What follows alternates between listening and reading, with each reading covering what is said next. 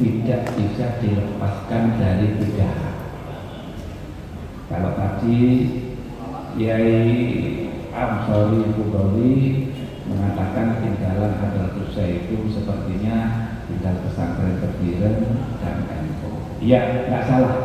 Artinya berbicara tentang Hadratus Syekh itu tidak bisa dilepaskan dari tiga hal. Yang pertama adalah pesantren Tebiren, yang kedua adalah Jam'iyah Nahdlatul Ulama, dan yang ketiga jangan lupa NKRI.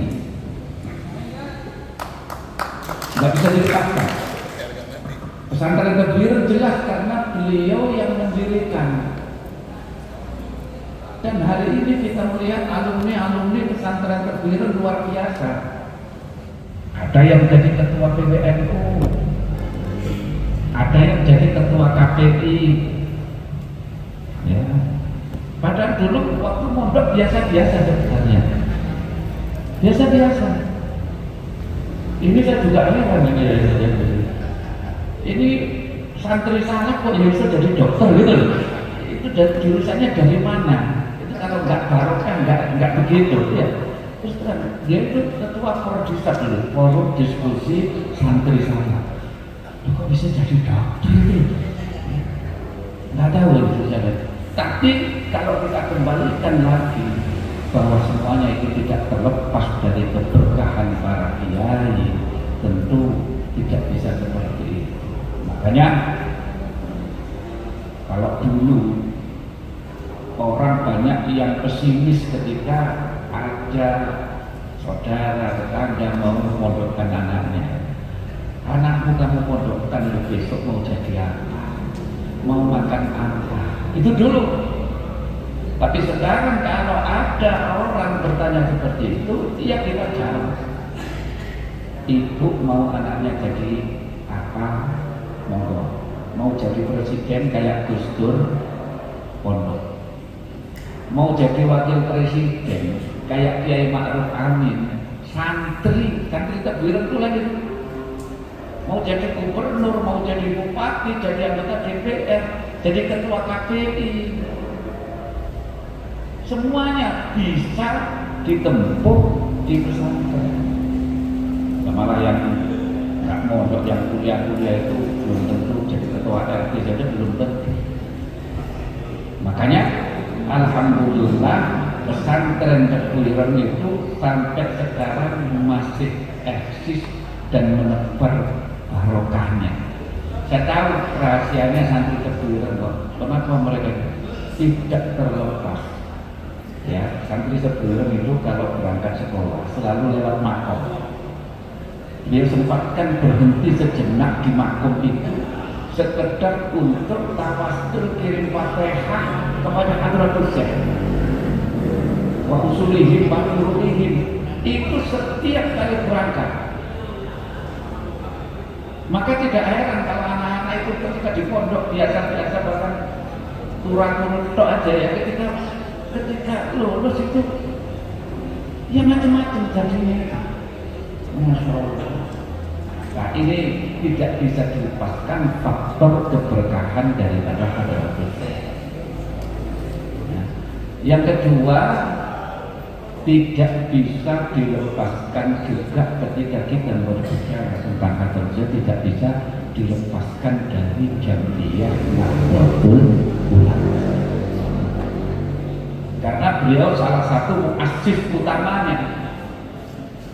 Saya pernah mengikuti diskusi mewakili Tebiren itu di Kuala Lumpur. Topiknya membicarakan dua orang ulama dari Indonesia, dipilih Hadratus Syekh Hasyim Asy'ari, dan dari Malaysia itu Tuan Guru Fahim. Itu seangkatan dengan Hadratus Syekh. Kalau dari usia mungkin selisih 1-2 tahun. Sama-sama belajar di Mekah. Teman sama Hadratus Syekh ketika belajar di Mekah.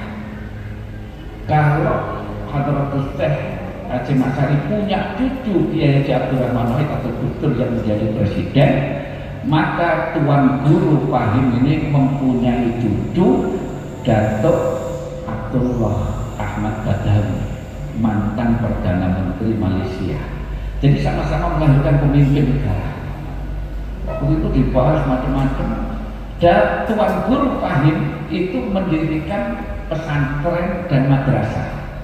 Mbah Hasim juga mendirikan pesantren dan madrasah, tetapi juga mendirikan Jam'iyah Nahdlatul Ulama. Maka kesimpulan daripada diskusi itu, Mbah Hasim namanya lebih mendunia karena beliau mendirikan Jam'iyah Nahdlatul Ulama yang sekarang ini cabangnya di seluruh dunia itu ada cabang-cabang istimewa, bukan hanya di Indonesia. Dan orang-orang menyambut Jam'iyah Nahdlatul Ulama ini luar biasa. Ya. Semua ingin bergabung, banyak orang yang ingin bergabung dan banyak orang yang ingin diakui, dianggap menjadi santrinya Hadratus Syekh. Mungkin mereka yang tidak pernah mondok di itu tidak masalah, masih tetap bisa menjadi santrinya Hadratus Syekh lewat jalur ngurus NU. Ya, ngurus bukan jadi pengurus ya, mohon maaf saya luruskan ya. Karena Mbah Hasim itu dahulunya siapa yang mau ngurus, bukan siapa yang mau jadi pengurus. Ini perlu saya jelaskan. Artinya apa? Artinya ngurus NU tidak wajib, tidak harus jadi pengurus. Tapi pengurus NU kayak saya sama Kiai Samsul Ma'arif wajib ngurusi NU, harus mau ngurusi NU, harus bisa ngurusi NU, tidak boleh minta diurusi, apalagi jadi urusan.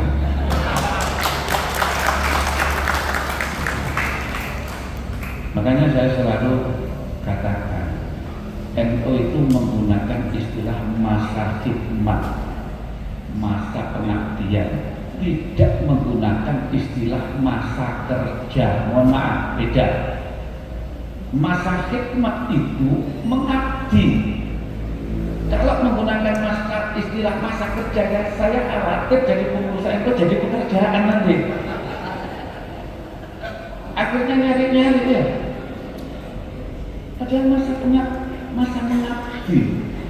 Dan kalau pekerjaan kan orientasinya kan tulus, tapi pengabdian itu orientasinya barokah. Dan kadang-kadang barokah itu jauh lebih besar daripada penghasilan gitu. Saya cerita sedikit betapa berkahnya ngurus NU walaupun tidak jadi pengurus. Yang kemarin dalam safari maulid di PBNU selama seminggu saya ke sana, bertemu dengan sekretaris PBB Ansor Bali. Dia cerita tentang barokahnya ngurus NU. Ya. Dia cerita waktu muktamar di Lampung tahun 2021 bulan Desember, dia tidak berangkat ke Lampung, sedang ngopi di satu kafe begitu.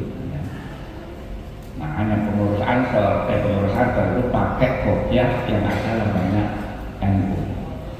Lah, di situ ada seseorang yang memperhatikan kopiahnya. Langsung didekati ditanya, Anda NU ya? Iya saya NU. Loh, sekarang NU kan sedang muktamar di Lampung, kok Anda nggak berangkat ke sana? Namanya anak Ansor itu lugu. Yang ngomong saja, kami ini tak punya dana untuk berangkat.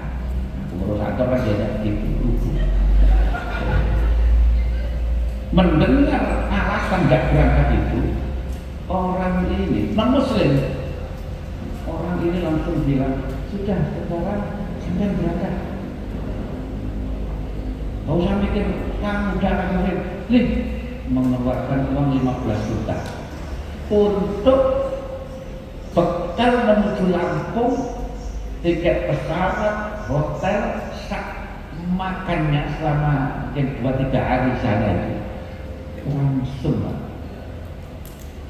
itu baru pakai kopiah yang pada logonya NU dapat 15 juta. Seandainya lengkap pakai gamis NU juga mungkin bisa 30-40 juta.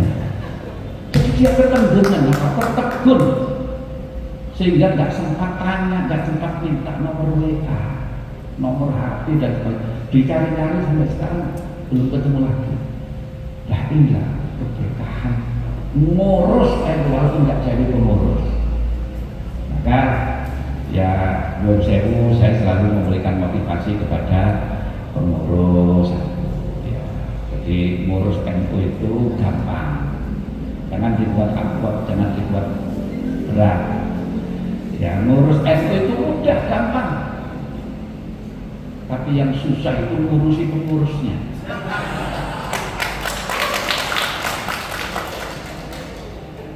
Itu kan mudah. NU itu kan jamiah organisasi. NU kita bawa ngidul ya ngidul, NU kita ajak ngalor ya ngalor. Tapi pengurusnya belum tentu. Diajak ngalor ngidul karena PDW itu biasa. Ya itulah. Maka saya selalu menekankan ketika sambutan apa itu, kalau berkhidmat di NU harus ikhlas untuk menjadi apapun dan juga ikhlas untuk tidak menjadi apapun. Ini perlu dicatat, ikhlas jadi apapun dan ikhlas tidak jadi apapun. Karena kebanyakan orang itu ikhlas jadi apapun, tetapi ketika tidak jadi apapun dia ikhlas. Kalau sudah begini akhirnya menggugat ke pengadilan, MLB dan sebagainya. Itu kan karena tidak ikhlas. Maka malulah kita ini, malu dengan yang di atas itu umurnya ini. Ada Mbak Hajim, Sekona, ya. Kalau menggugat itu sangat dengan ya Allah. Saya kalau beliau nggak pernah digugat ya. Saya ini pengalaman menjadi tergugat yang jadi itu. Pengalaman ini. Ya. Adik beritanya itu yang menggugat kan cucunya Muasir juga ya. Ada yang ngomong ini cucunya Mbah Bisri menggugat cucunya Mbah Hasim itu gimana sih? Tapi ya sudahlah, namanya itulah dinamika. Tapi bagi saya siapapun yang akan merusak NU, saya katakan gini makanya, yang bisa merusak NU itu bukan orang lain, bukan Wahabi, bukan FPI, bukan ada yang bisa merusak, tapi yang bisa merusak NU ya orang NU sendiri, tidak bukan orang lain. Maka kalau kita ini ikhlas jadi pengurus NU, ikhlas ngurusi NU, tetap solid, insya Allah tidak akan ada gugatan, tidak akan ada NLB dari alam Muhammad. Yang kedua, tidak bisa dilepaskan dari NU. Yang ketiga, berbicara tentang Hadratus ini juga tidak bisa dilepaskan dari NKRI. Kenapa?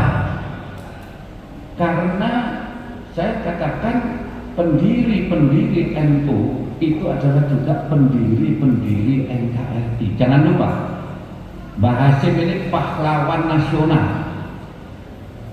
Pada saat detik-detik perjuangan sampai kemerdekaan itu menjadi jujukan para pemimpin bangsa kalau ada masalah kebangsaan. Bung Karno itu kalau ada masalah kenegaraan, jujuknya itu minta saran, minta nasihat, minta fatwa kepada Hadratus Syekh. Panglima Sudirman pun begitu, minta saran, minta fatwa kepada Hadratus Syekh. Bung Tomo sebelum meletusnya peristiwa 10 November itu juga minta saran kepada Hadratus Syekh. Sehingga ada seorang penulis dari Libanon, kalau salah namanya Muhammad Asad Shahab, itu menulis buku yang judulnya Al-Allamah Muhammad Hasyim Asy'ari Wadilul Labinatul Istiqlal Indonesia. Sang alim Muhammad Hasyim Asy'ari, peletak dasar kemerdekaan Indonesia. Jadi peletak dasar wajib lagi nabi itu Hadratus Syekh, bukan Ba'alami.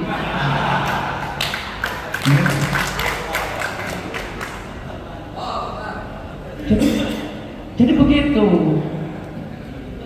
Makanya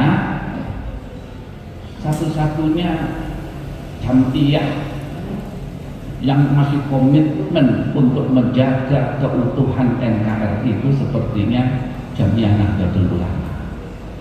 Nggak ada yang punya lagu kebangsaan NU seperti Jalal Waton. Nggak ada bangsa yang punya jargon kubul atau minal iman. Nggak ada, hanya NU.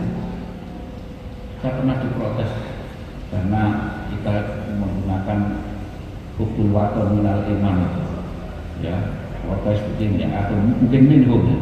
Itu tidak bisa jadikan dalil. Itu kan bukan hadis. Ya, yang ngomong hadis siapa? Itu memang bukan hadis. Itu makalah ulama. Tapi untuk mencintai negeri itu tidak butuh hadis yang sahih. Yang dibutuhkan adalah hati yang bersih. Hati yang bersih. Anda mungkin tidak menerima hubul waton minal iman, terserah. Mungkin dia dalilnya hubul waton minal iman lagi ya. Repot ini kalau hubul waton minal iman, nantinya wayah-wayuh aja jadi. Nah, jadi ini perlu untuk apa? Semakin menambah kecintaan kita kepada NKRI. Yang punya jargon NKRI harus mati. Coba cari ormas lain yang punya jargon-jargon yang demikian NU yang menanamkan kecintaan kepada NKRI. Tidak ada. Kita ada dikritik NKRI harus mati, harus dikritik.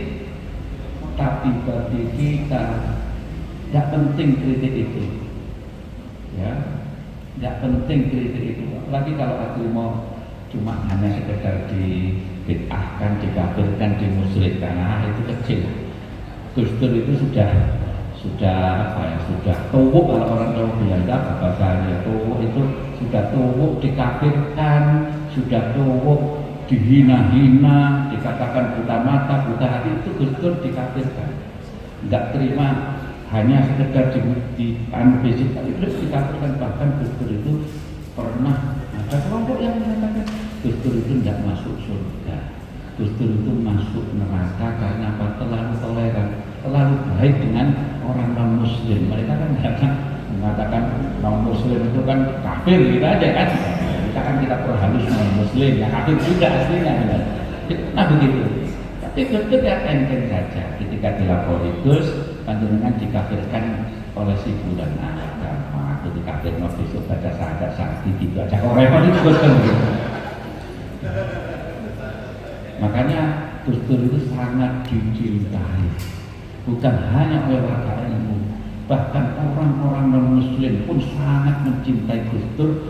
Sehingga ketika Gus Dur wafat itu yang takziah itu semua agama, baik yang sudah resmi maupun belum resmi, itu takziah semuanya.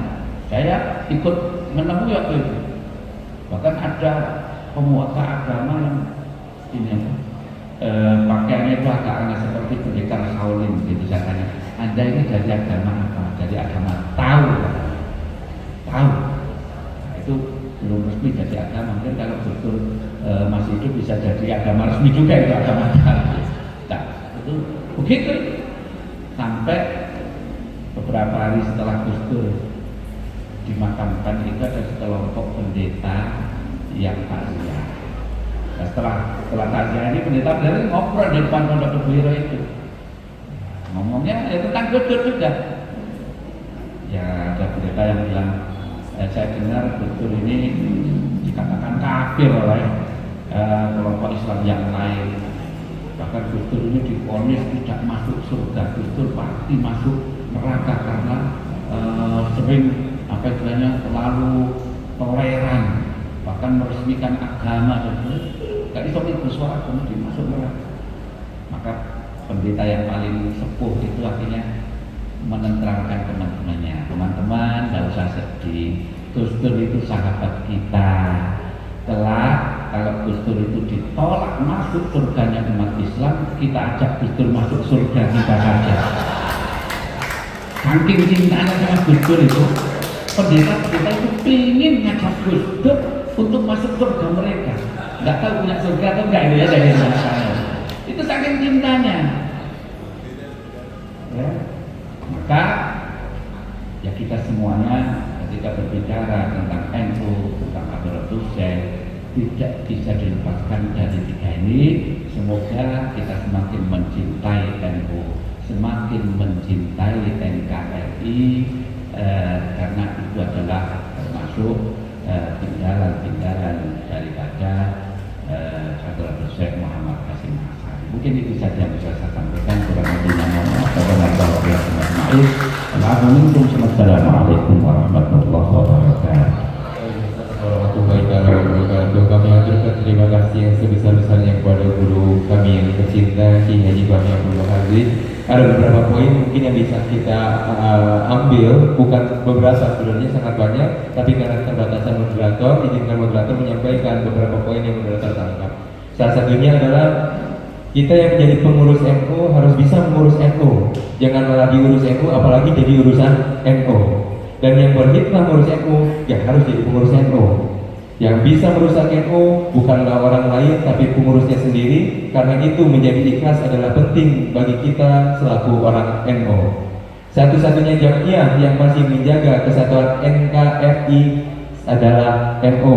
Dan untuk mencintai negeri gak butuh hadis yang sahih, tapi butuh hati yang bersih. Tepuk tangan untuk Ki Haji Bami Abdul Aziz. Untuk pemaparan materi kedua akan disampaikan langsung oleh Mukarram Ki Haji Syamsul Ma'arif. Kepada beliau mempersingkat waktu, langsung kita berikan waktu dan tempat 15 menit. Pak Kiai, monggo. Assalamualaikum warahmatullahi wabarakatuh. Alhamdulillah, salatu wassalamu ala rasulillah Sayyidina Muhammad bin Abdullah wa ala alihi wa sahbihi wa man tabi'ahu wa wala, amma ba'du. Yang kami hormati, kami ta'zimi Gus Fahmi Amrullah,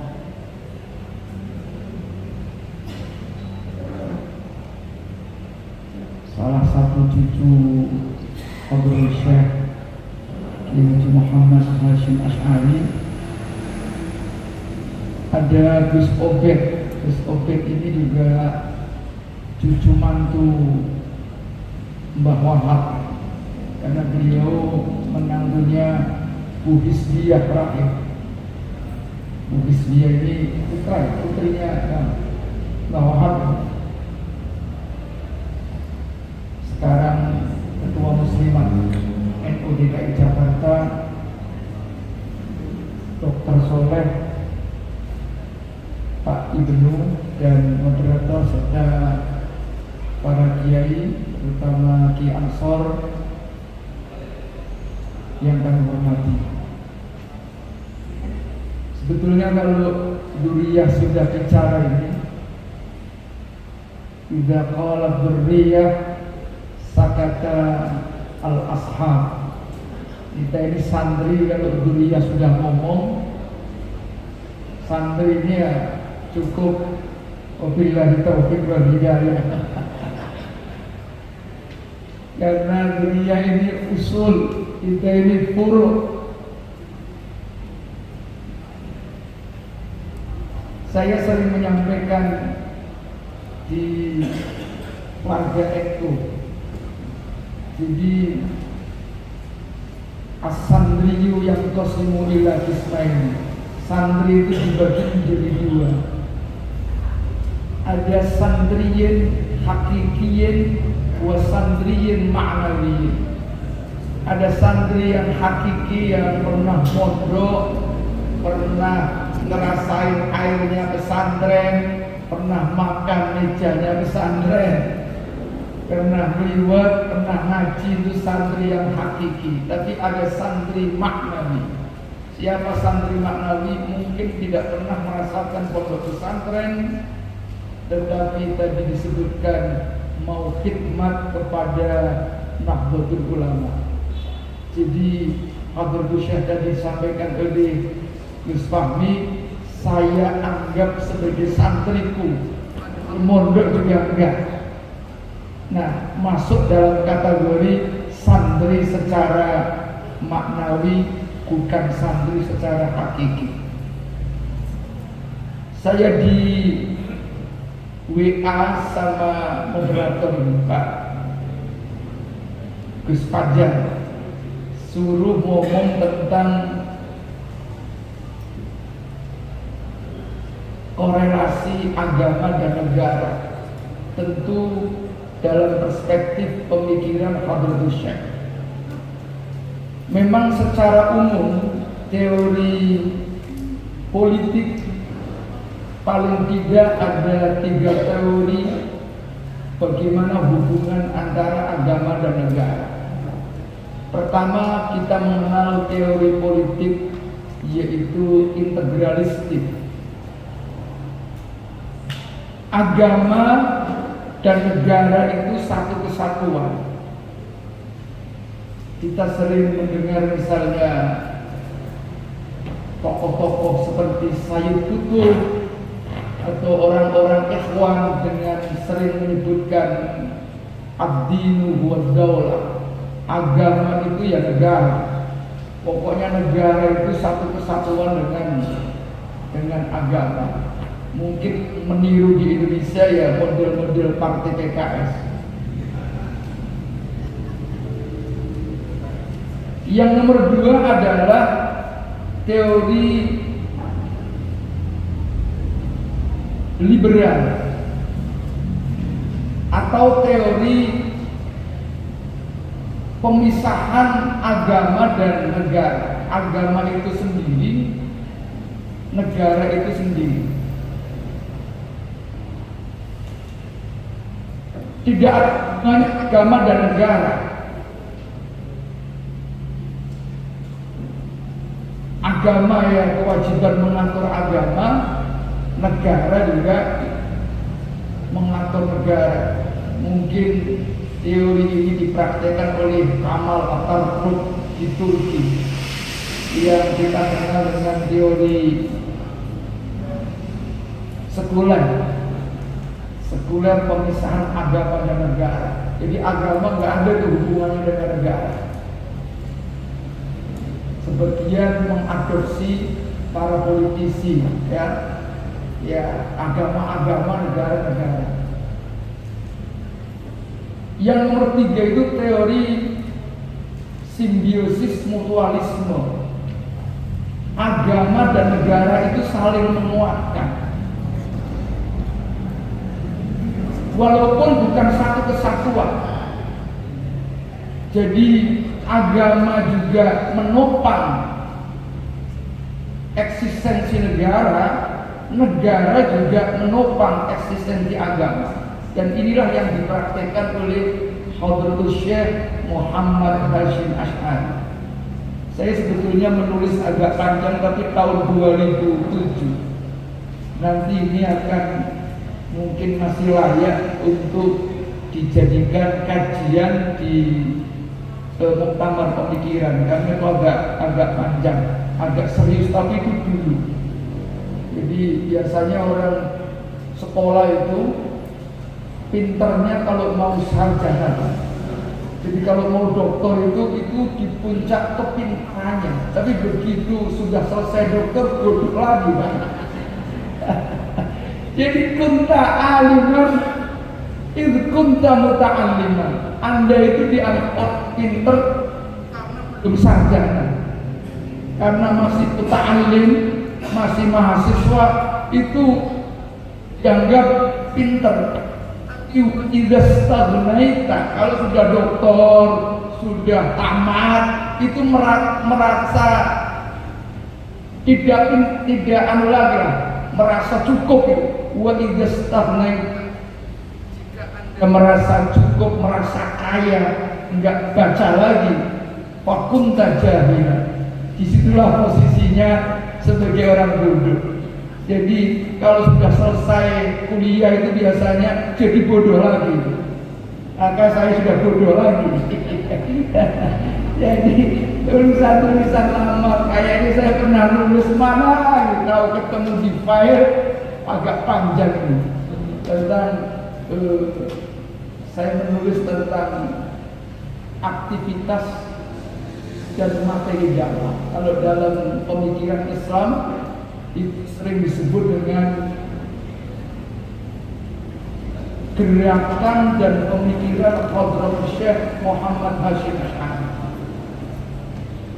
Jadi gerakan dan pemikiran Kiai Muhammad Asy'ari itu ya salah satunya tadi sudah disebutkan. Dari aspek gerakannya mendirikan organisasi, itu bagian daripada harokahnya Hadratus Syekh. Tetapi organisasi pun harus ditopang dengan keagamaan dan harus disangkut pautkan dengan nilai-nilai kebangsaan. Itu sebabnya Taroka Muhammad Hasyim Asy'ari fikum amroini. Mbah Hasyim itu telah mewariskan kepada kita semua itu dua perkara. Lan tadhillu abadan in tamassaktum bihima. Kalian tidak pernah sesat kalau memegang dua. Jadi kalau kata Ki Ishaq dulu ngajar di Sanawiyah Hajar Balaghah, katanya yang meniru model-model gaya bahasa Quran maupun hadis itu badai iktibas. Benar apa salah saya sudah lupa soal pelajaran itu. Dua perkara itu adalah amrin diniyin, urusan yang terkait dengan keagamaan, wa amrin wataniyin, dan urusan tentang kebangsaan. Nah itu sebabnya lahirnya gerakan mendirikan organisasi itu pun tidak terlepas dari gerakan-gerakan pertama urusan keagamaan, yang nomor dua adalah urusan kebangsaan. Gerakan itu selalu beriring dengan pemikiran Hadratus Syekh Muhammad Hasyim Asy'ari itu misalnya bisa kita baca di kumpulannya kitab-kitabnya Hadratus Syekh. Kitabnya namanya Irsyadus Salik, ya, itu banyak kumpulan kitab Mbah Hasyim. Di antara pemikirannya, kalau bahasa dakwah itu materi dakwahnya. Pertama misalnya Hadratus Syekh menjelaskan tentang konsep risalah Ahlus Sunnah wal Jamaah. Lalu menjelaskan pentingnya ukhuwah Islamiyah. Lalu menjelaskan pentingnya silaturahmi. Lalu menjelaskan bagaimana tantangan pada waktu itu tentang hurufat. Ya, banyak aliran-aliran yang ternyata sudah menjadi kebiasaan di masyarakat tapi bertentangan dengan agama. Misalnya kitab Ad-Durr Al-Muntasirah fi Masail Tis'a Asyara. Jadi itulah bagian daripada pikiran-pikiran pokok, ya, Hadratus Syekh Muhammad Hasyim Asy'ari. Dan beliau ketika menyampaikan paham Ahlus Sunnah wal Jamaah itu betul-betul dengan gaya praktis, mudah. Kalau orang intelek itu katanya sesuatu yang mudah dipersulit. Jadi para intelektual itu sebetulnya sederhana lalu dibahasakan dengan sesuatu yang sulit, jadilah itu orang intelek. itu pinter. Tapi kalau kiai, ulama, ya itu adalah sesuatu yang sulit dipermudah. Kalau pejabat katanya kalau masih bisa dipersulit, kenapa dipermudah? Tapi sekarang mungkin sudah jarang. Memang tugasnya kiai kan, ya mempermudah. Kalau kita dulu belajar di aliyah namanya at-tasyri', ya, huburibik, dijadikan landasan filsafat hukum. Kita belajar misalnya prinsip-prinsip hukum Islam itu pertama adalah adamul haraj, meniadakan kesulitan. Pokoknya udah nurkal. Wa ma ja'ala abayatnya itu alaikum fid dini min haraj. Yang nomor dua ada prinsip taklif takalif, penyidikan beban. Nah, Qadr Syekh itu merumuskan pemikirannya dengan mudah. Pokoknya kalian itu yang masuk dalam kategori ahli sunnah wal jamaah kalau pertama dalam fikihnya mengikuti salah satu imam madhab dari madhab 4 itu, walaupun Mbah Hashim menulis sebetulnya madhab-madhab itu banyak tetapi tidak dibukukan. Itu ditulis oleh Qadr Syekh dalam bidang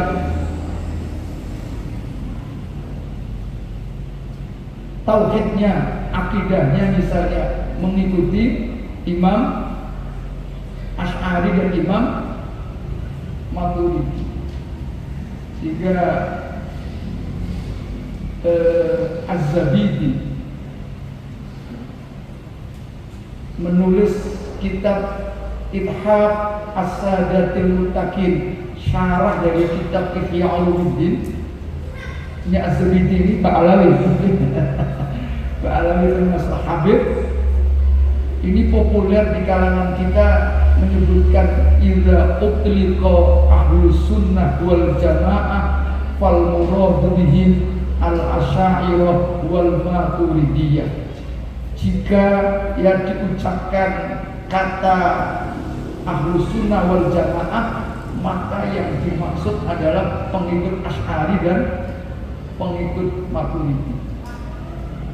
Kalau di Jakarta, saya sampaikan kepada masyarakat Jakarta, idza utliqa ahlus sunnah wal jamaah, kalau kita ini mendengar mengucapkan kata ahlus sunnah wal jamaah fal muradu bihim, maka yang dimaksud dengan mereka adalah al-Hashimiyah, pengikut Hadrul Syekh Muhammad Hasyim Asy'ari. Jadi bisa saja sama dengan Az-Zabidi mengatakan jika diucapkan Ahlussunnah wal Jamaah maka yang dimaksud pengikut Maturidi dan Asy'ari. Kalau zaman sekarang ya pengikut Mbah Hasyim.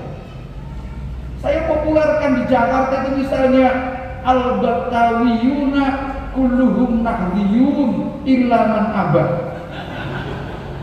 Jadi orang Betawi itu kulluhum semuanya nahdiyun illa man abad, kecuali yang nggak mau. Ya, termasuk mungkin FPI. Yang lain itu illa man abad itu. Walaupun dalam beberapa hal sama, tapi belum mau ikut NU ya masih masuk dalam kategori illa man abad. Nah, hadis itu sangat praktis, gampang untuk dipahami orang dan bisa dipertanggungjawabkan secara intelektual, secara ilmiah. Bagaimana misalnya Hadrul Syekh ketika menjelaskan tentang madhab, justru orang bermadhab itu orisinil, berpikir yang orisinil, lebih dekat dengan pemikir, dengan ya hadis-hadis Nabi, karena punya sanad, punya transmisi pemikiran. Justru kalau ada orang yang mengatakan saya tahu ini langsung dari hadis, itu malah dianggap bagian daripada sebuah kesesatan, karena itu tidak orisinil, pasti itu hasil ngarangnya sendiri. Jadi Hadratus Syekh luar biasa dalam menjelaskan konsep risalah ahli sunnah wal jamaah. Demikian pula dalam menopang nilai-nilai kebangsaan supaya bangsa ini rukun. Mbah Hashim itu pernah menjabat ketua Majelis Islam A'la Indonesia. Itu termasuk di dalamnya adalah orang-orang Masyumi. Walaupun NU pada akhirnya harus keluar dari Masyumi karena hal-hal ya terkait dengan politik, tetapi Hadratus Syekh selalu terus dalam pidatonya, kalau kita lihat pidato-pidato Hadratus Syekh dari muktamar ke muktamar, itu selalu yang disampaikan adalah tentang ukhuwah, tentang at-ta'awun, tentang apa itu?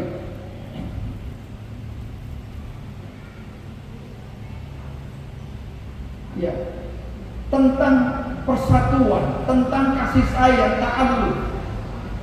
Bahkan beliau katakan wal amrul ladzi yajhalu ahadun manfaatahu. Semua orang tahu. Tidak ada orang yang tidak tahu manfaatnya. Dan itu disampaikan di dalam muqaddimah Qaulun Asasi. Bagaimana Hadratus Syekh selalu mendorong supaya bangsa yang baru lahir, negara yang baru lahir itu jangan sampai cerai-berai. Itu sebabnya lahirlah yang kita kenal dengan resolusi jihad, yang kemudian insya Allah bulan Oktober itu akan kita peringati menjadi hari santri.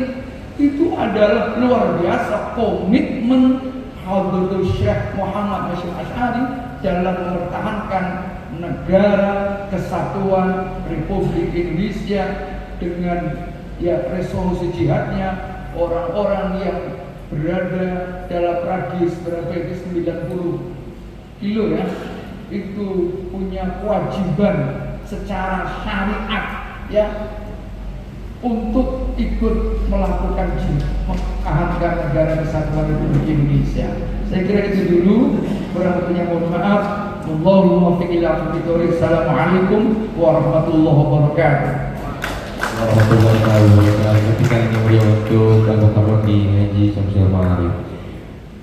Mohon maaf sebelumnya pada audiens, lebih khusus pada Pak Kiai, saking semangatnya tadi kami moderator dan juga para audiens untuk mendapatkan selamat ilmu dari Pak Kiai sampai lupa untuk mengenalkan beliau kepada seluruh audiens. Jadi perkenalkan kali ini saya selaku moderator untuk menebus kesalahan saya, mengenalkan beliau secara khusus, yang dimana beliau adalah Kiai Haji Syamsul Ma'arif yang lahir di Kota Batik, Pekalongan pada 6 Mei 1969 dengan riwayat pendidikan MTS di Tebu Ireng, Aliyah Tebu Ireng, S1 UIN S1 Unian Jakarta 1996, S2 UIN Jakarta 2021, S3 UIN Jakarta 2008. Kegiatan dan kesibukan beliau saat ini adalah beliau menjabat sebagai Ketua PWNU Jakarta 2021 sampai saat ini, dan Wakil Ketua Umum MUI DKI Jakarta hingga saat ini. Tepuk tangan yang meriah sekali lagi untuk beliau Al-Farwandi Haji Syamsul Ma'arif. Dan demi menghindari kesalahan kami yang sama, perkenankanlah moderator saat ini untuk membacakan profil daripada pemateri kita kedua, yaitu Gus Ubaidillah, yang dimana beliau merupakan Ketua Komisi Penyiaran Indonesia ataupun KPI Pusat dari 2023 sampai saat ini, Program Manajer Kampanye Public and Money 2021 sampai Agustus 2022, Program Officer PO Monef dan Pelaporan Juli 2020 Maret 2000 sampai dengan Maret 2021, Program Penguatan Ketangguhan Masyarakat dalam menghadapi COVID-19, PKMM COVID-19 dan adaptasi tantangan baru di 9 kabupaten kota Jawa Timur, Bali dan NTB, kerjasama antara LPBI NU dan DFAT Australia, Komisaris Penyiaran Indonesia KPI Pusat 2016-2019, Komisioner Komisi Penyiaran Indonesia Daerah KPI DKI Jakarta 2014-2017, Program Officer atau PO Monef dan Pelaporan 2014 sampai 2015, Analisis Siaran Komunikasi Komisi Penyiaran Indonesia Pusat 2012-2014. Betapa banyak sekali peran beliau di KPI ini. Mudah-mudahan KPI tetap semakin berkah dan semakin memberikan banyak manfaat ketika beliau yang menjadi ketua umum daripada Komisi Penyiaran Indonesia. Untuk mempersingkat waktu, sekali lagi halaqah pemikiran Habib Syekh Kiai Hasyim Asy'ari ini merupakan bentuk daripada rangkaian dari muktamar pemikiran Hadratus Syekh yang insya Allah akan dilaksanakan di Jakarta pada tanggal 4 dan 5 November. Nah, mudah-mudahan kita semua bisa mengikuti muktamar tersebut, karena insya Allah jika di sini saja sudah sosok-sosok luar biasa yang hadir, apalagi di sana. Karena itu mari kita seyogianya meluangkan waktu kita untuk mengikuti muktamar tersebut. Dan acara kali ini adalah acara yang diselenggarakan oleh PCNU Kabupaten Sukabumi bekerja sama dengan Ikatan Keluarga Alumni Tubuh Ireng Sukabumi Raya. Terima kasih kepada seluruh panitia pelaksana dan kepada pemateri ketiga Gus Ubaidillah. Waktu dan tempat kami persilahkan.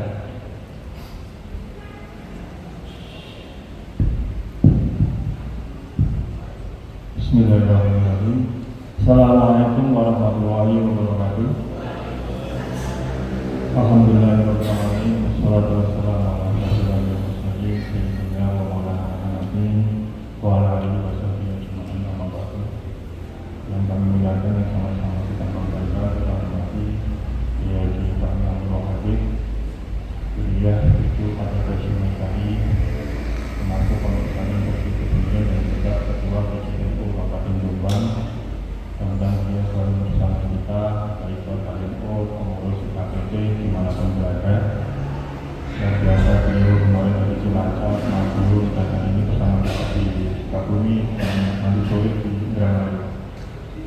Yang kami hormati para narasumber dan juga Ketua PWNU Daerah Khusus Jakarta, kan sudah berubah undang-undangnya, nggak istimewa lagi Jakarta, sudah berubah ke IKN.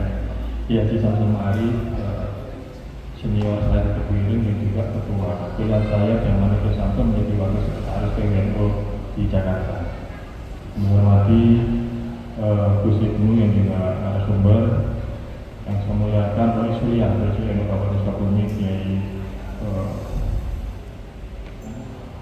yang selalu berbagi, senior juga. Beberapa tahun yang lalu saya juga sempat silaturahmi ke Pondok Sunan Muria bersama rombongan yang saya hormati pengurus KPT Jawa Barat, Mayor Dr. Soleh dan juga seluruh pengurus KPT baik di Jawa Barat maupun Sukabumi Raya, dan juga warga NU, pengurus PCNU, PMC, mana lembaga yang ada di lingkungan PCNU Kabupaten Sukabumi. Alhamdulillah pada hari ini saya mendapat berkah bisa bersilaturahmi, bermuajahah dengan seluruhnya, dengan warga NU di Kabupaten Sukabumi maupun para alumni yang di Jawa Barat maupun di Sukabumi Raya. Sederhana saja bahwa saya di sini karena lagi-lagi sebagai alumni Tubuh Ireng, niat saya pertama yang tak berubah karena ada beliau yang hadir di suatu. Dan kedua ada ketua PWNU saya, jadi saya nggak berani juga kalau nggak hadir. Dan beliau sudah menyampaikan inti dari tema hari ini terkait orang santri, peran ulama dan santri dalam politik kebangsaan dan politik jihad. Gus Fahmi sudah menyampaikan dari versi Duriya, ya pasti sanadnya mutawatir kan begitu. Sudah, kita tidak perlu berkata tadi apa yang disampaikan oleh Gus Fahmi, karena disampaikan oleh Samsul, karena oleh Samsul juga di NU Jakarta juga sudah lama selama mengikuti bahwa beliau dari MUI dan sekarang di Ketua PWNU dan berjejaring dengan, saya kenal banyak alumni di Jakarta ya karena memang juga akan aktif di IPNU dulu, sekarang di PWNU juga. Forum hari ini juga sangat penting karena kita ini menyambut Hari Santri 22 Oktober 2024 yang mungkin puncaknya sama PBNU dirayakan tanggal 12 Oktober kalau jalan. Nah, di sini PBNU Kabupaten Sukabumi bersama dengan KPP ingin merayakan juga, meramaikan dengan menghadirkan langsung dari Nigeria, sehingga kita tahu hal-hal banyak yang kita temukan, misalnya cerita-cerita tentang pendirian NU, keseharian Pak Hasyim Asy'ari dari mulut ke mulut. Hari ini kita bisa justru harus lebih banyak kita menggali dari Gus Fahmi, karena saya dapat cerita bagaimana Ki Hasyim ini begitu luar biasanya diplomatik, tidak hanya tingkat nasional atau internasional. Tadi kalau dibilang Gus Fahmi, misalnya dia wartawan namanya Asad Sahab menulis buku itu, di buku itu kalau nggak salah itu kalau saya baca, seorang Muhammad Ali Jinnah sendiri Pakistan ketika ingin mendirikan negara Pakistan itu bersurat ke Mbah Hasyim minta restu, sehingga Muhammad Ali Jinnah berani mendirikan negara Pakistan, memisahkan diri dari India ya karena ada itu dari Mbah Hasyim. Kalau ada di situ yang ditulis Asad Sahab itu. Jadi memang luar biasa Mbah Hasyim ketokohannya zaman itu, zaman media juga belum seperti sekarang, tapi tokoh-tokoh internasional sudah bisa mengakses bahwa kalau belum ada rujukan restu dari Hadrat Hasyim Asy'ari, maka orang-orang Islam di negara ya berkembang atau menuju merdeka belum berani. Contohnya yaitu di Pakistan, ini luar biasa Hadrat Hasyim Asy'ari sebagai orang. Nah, lalu apa sebenarnya kebiasaan keseharian Mbah Hasyim? Ini penting kita tanyakan ke Gus Fahmi, karena misalnya saya pernah dapat cerita kenapa Mbah Hasyim begitu ilmunya digandrungi seluruh orang ulama se-Indonesia belum berani bersikap apapun kalau Mbah Hasyim belum berfatwa. Salah satu misalnya Mbah Hasyim itu ketika dulu ada cerita Kiai Khorel kan juga nyantri ke Tebuireng, waktu sudah jadi gurunya tapi sempat nyantri juga. Itu katanya pakaiannya Mbah Khorel Bangkalan itu kalau waktu nyantri ke Tebuireng yang nyuci Mbah Hasyim. Nah, apa itu benar atau tidak ya kita tidak konfirmasi dari keluarga bahwa hal-hal yang dilakukan santri-santri dulu begitu penghormatannya, meskipun jadi gurunya, tapi ketika menjadi santrinya Mbah Hasyim tetap menghormati gurunya setiap orang dengan melakukan melayani, menempatkan sandalnya di masjid, mencucikan bajunya, itu tanpa sepengetahuan keluarga. Dan saya kira hal-hal itu yang sebenarnya bisa menjadi spirit kita, menjadi contoh bahwa ulama-ulama besar, terutama di Nahdlatul Ulama, dan hari ini Hadrat Hasyim Asy'ari sangat luar biasa menjadi melakukan apa yang misalnya di kitab taklim gitu kepada gurunya. Saya ada materi saya kira bisa dibaca, karena misalnya kemarin saya datang langsung ke rumahnya Kiai Ansori, berita bahwa PCNU Kabupaten Sukabumi ini sudah melakukan PKPNU 10 kali, ada PKPNU 2 kali. Saya kira materi yang saya sampaikan tidak jauh beda, dan Kiai Samsul juga sudah menyampaikan terkait resolusi jihad. Saya kira sejarah ini sudah tuntas. Saya ingin bicara bahwa dalam bagaimana kalangan pesantren, NU dan santri bisa mengisi di ruang-ruang tadi disampaikan oleh Gus Fahmi bahwa kalau santri ini mulai kalau dirunut di buku sejarah Soviet pasti runut pertamanya dari Diponegoro. Bagaimana Pangeran Diponegoro itu dianggap kalah perang, akhirnya memerintahkan seluruh panglima-panglimanya untuk menyebar dan mendirikan pesantren.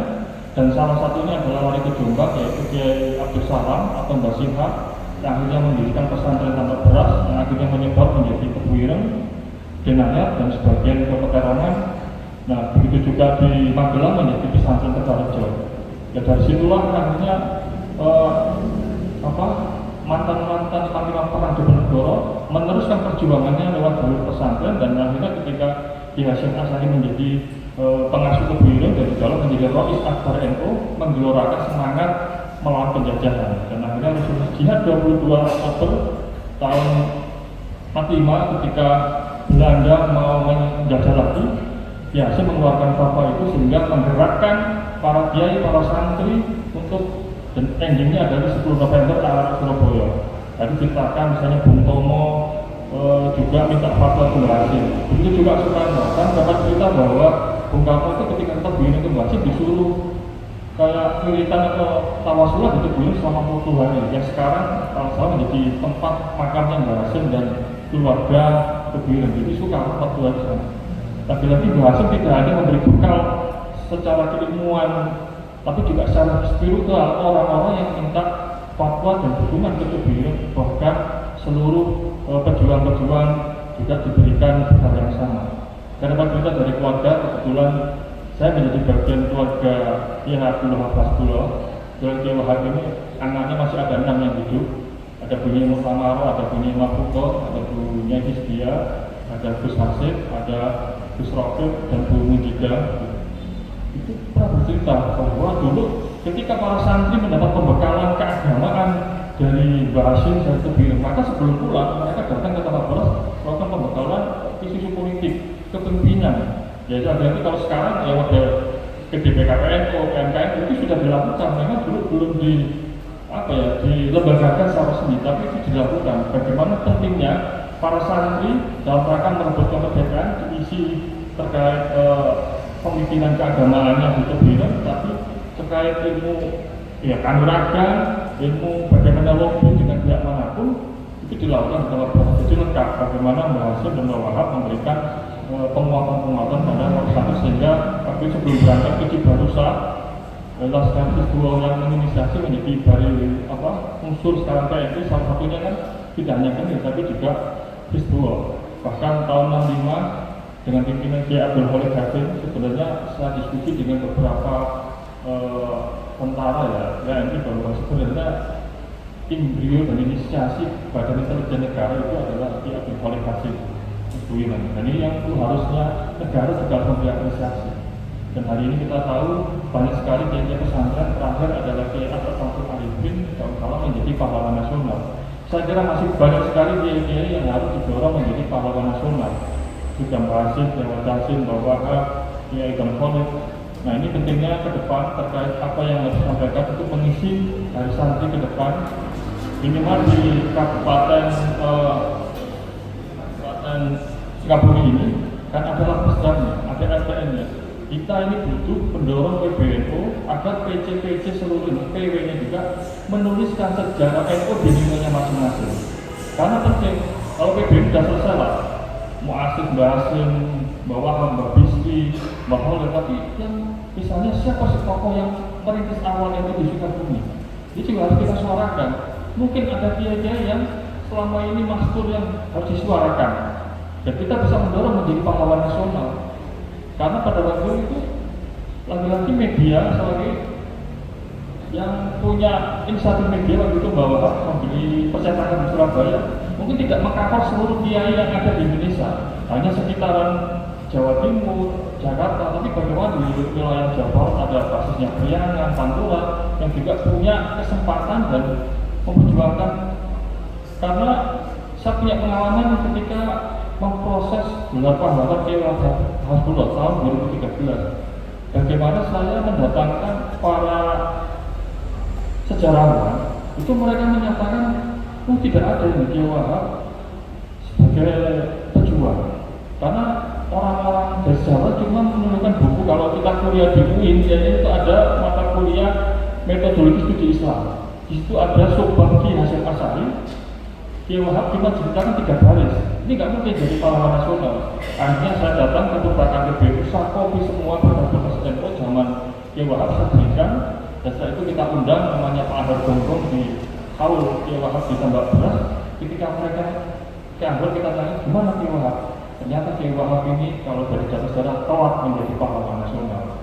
Dan itu artinya mungkin masih banyak kiai-kiai kita yang belum dimunculkan, dituliskan. Ini penting bagi kita semua agar kita juga tahu kiprah sejarah beliau. Mungkin zaman waktu itu mereka nggak mau beliau bertulis karena mungkin ya sudahlah ini amal baik yang nggak usah ditulis yang penting. Tapi bagi kami yang itu berhasil sekarang, kita tahu bahwa di Dikbud aja hanya Kiai Hasim. Buku yang ditulis di Kementerian Pendidikan dan Kebudayaan. Padahal kiai banyak sekali yang juga berjuang di negara kita. Kita dorong melalui Kementerian Agama. Kita tahu Kementerian Agama hari ini sejak zaman Kiai Abdurrahman Wahid Presiden sampai sekarang menterinya selalu orang NU, dan tentunya bisa kita mendorong melalui kanwil atau kandepak masing-masing untuk menuliskan sejarah PWNU, PCNU di negara masing-masing. Kepentingannya apa? Biar generasi muda juga tahu. Dulu waktu saya sekolah gambar-gambar berarti bahwa belum ada. Tapi sekarang hampir semua sekolah pesantren sudah memasang kiai-kiai pesantren yang menjadi pahlawan nasional. Ini penting agar generasi kita tidak putus. Kita tahu generasi milenial, Gen Z, ya cepat sekali beda dengan secara ketangguhan. Mereka cuma melihat di medsos, itu juga tidak menjadi mereka menjadi tangguh. Nah tentunya dengan era digital, tentunya kita berharap juga seluruh PCNU minimal di Kabupaten Sukabumi menggunakan. Kita tahu bahwa medsos pada waktu lalu sebelum viral Gus Baha, Gus yang lain, banyak sekali tokoh-tokoh dari kelompok sebelah yang memenuhi media sosial kita, terutama di platform YouTube. Nah sekarang sudah banyak, bahkan Kiai Samsul ini hampir setiap minggu ngisi di TV. Saya sebagai komisioner KPU juga selalu menyampaikan ke TV ketika melakukan evaluasi, tolong ustaz-ustaz kiai-kiai yang tidak menjunjung tinggi manusia agama, NKRI dan yang lain-lain diterus saja dari acara pendidikan. Kalau perlu ini kiai-kiai yang perlu saya rekomendasikan, termasuk bunyai-bunyai juga. Memang kalau kiai sudah banyak, tapi kalau bunyai kita masih kosong untuk isi di penyiaran. Lagi-lagi mungkin cuma mengajukan sebelumnya belum ada. Kalau di Jakarta ada Kiai Samsul, ada siapa? Kiai banyak, ada sekitar 5 lah. Jadi kita mendorong lagi Kiai kita MUI, Gus Fahmi juga kita dorong, dan terutama di TV-TV lokal yang di Jawa Timur kita berharap misalnya Gus Fahmi dan Gus pesantren di Jawa Timur juga diakomodir di TV-TV yang lokal.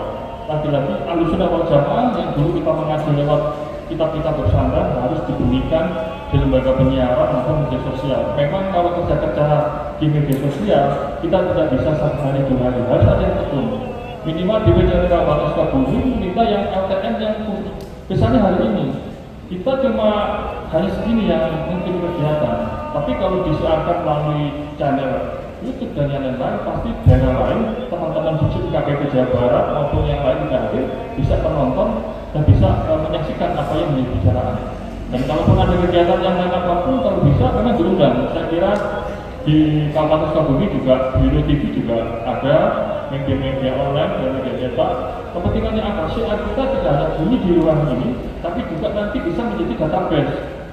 Ketika menjadi database menjadi semangat bagi generasi yang lain yang ada di PCNU Sukabumi untuk berkegiatan yang sama.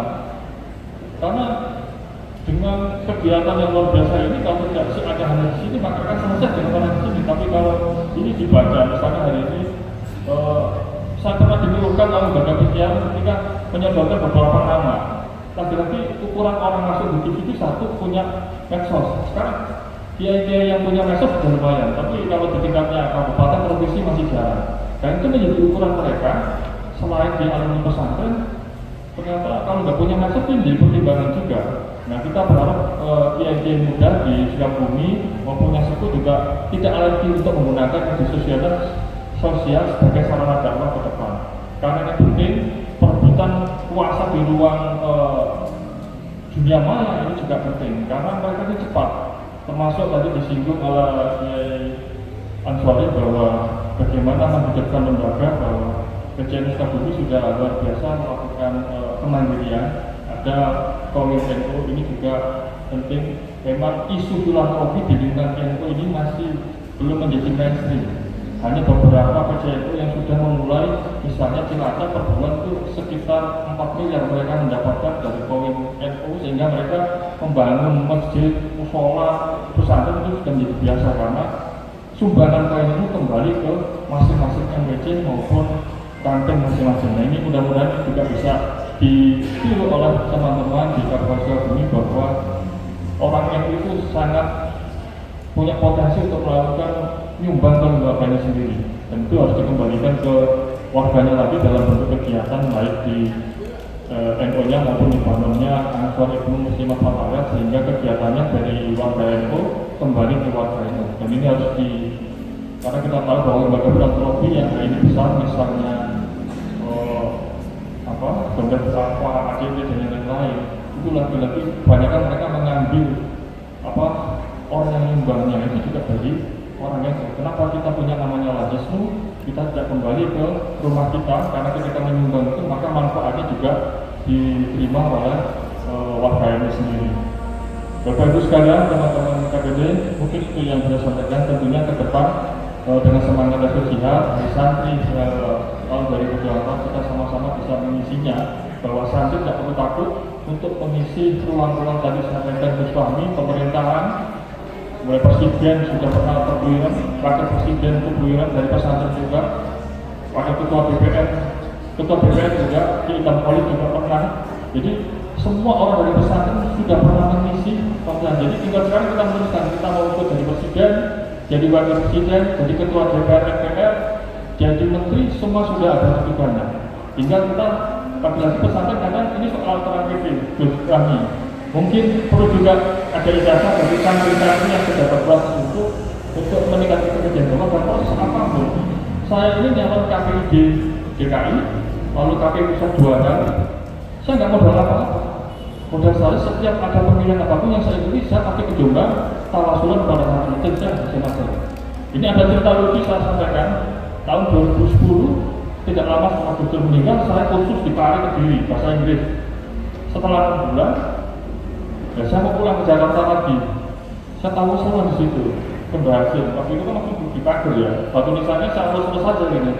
Bahasa ini sudah kursus bahasa Inggris. Kosong nggak diterapkan. Ini ke luar negeri kemana kayak? Ya baru kita masuk baru kan ini. Di lalu 6 bulan setelah itu, saya bisa keliling Malaysia, Thailand, Kamboja sampai Vietnam. Balik lagi ke Malaysia karena tiket PP-nya Malaysia Jakarta dengan backpacker. Dan saya waktu itu ternyata memang kalau diniati ternyata barokah luar biasa, dan hari ini dicontoh banyak teman-teman IPNI PP Liga Timur. Tapi sekarang susah kan karena sudah dipakai ya. Intinya yang mau saya sampaikan bahwa kalau kita punya hajat besar bahwa tawasul kepada guru-guru kita itu sangat luar biasa, dan saya kira sangat gak usah jauh-jauh ke atas Nabi atau bahasa, saya kira sudah cukup untuk mengurusi apa yang menjadi hajat kita sebagai warga NU maupun urusan-urusan yang lain. Itu saja yang bisa saya sampaikan. Kurang lebih ini mohon maaf. Assalamualaikum warahmatullahi wabarakatuh. Waalaikumsalam warahmatullahi wabarakatuh. Terima kasih yang sebanyak-banyaknya sebesar-besarnya yang kami ucapkan pada Gus Baizillah.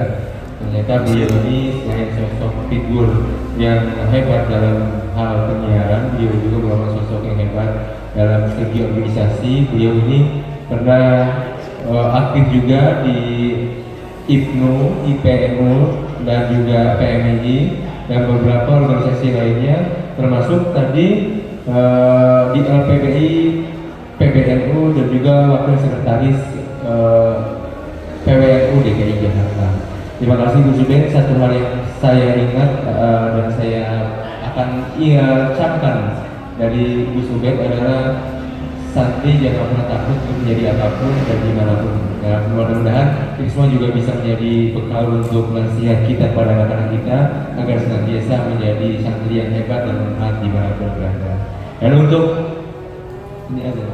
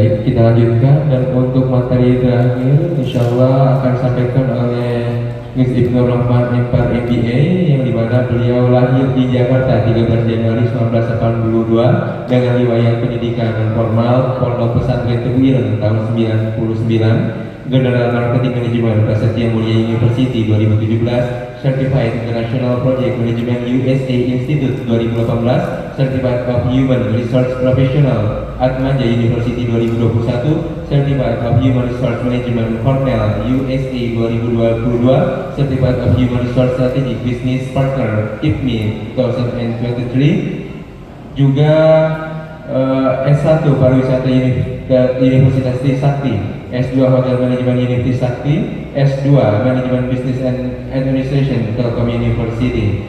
Untuk daily activity beliau merupakan COO, Chief Operating Officer dari Win & Co Group, CHRO dari Eber Petrochemical Group, Vice President and Hospitality Sinar Mas Mining, CEO of PT Nusantara Dharma Ayu, Kepala Yayasan Pondok Pesantren Lima Al-Falah, founder dari Zahrul Firdaus Foundation. Kepada Gus Ibnur Rahman M.Par MBA, waktu dan tempat kami persilahkan, mungkin 15 menit.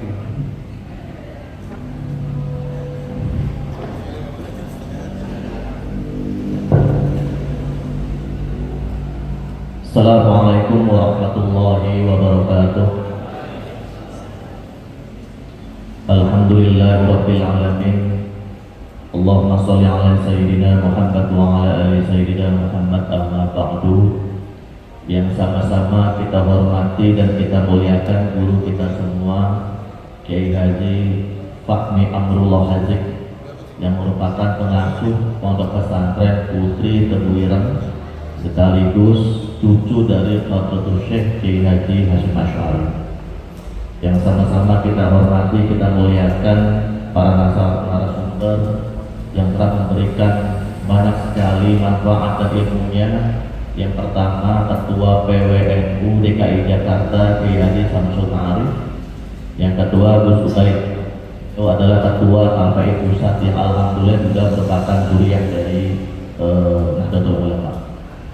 Rekan-rekan sekalian, jemaah dan juga para yai, para sepuh yang tidak bisa saya sebutkan satu persatu, mungkin sama seperti Gus Ubaid bahwa kalau zuriat sudah menyampaikan halakoh pemikiran Fadlatul Syekh, saya nggak berani.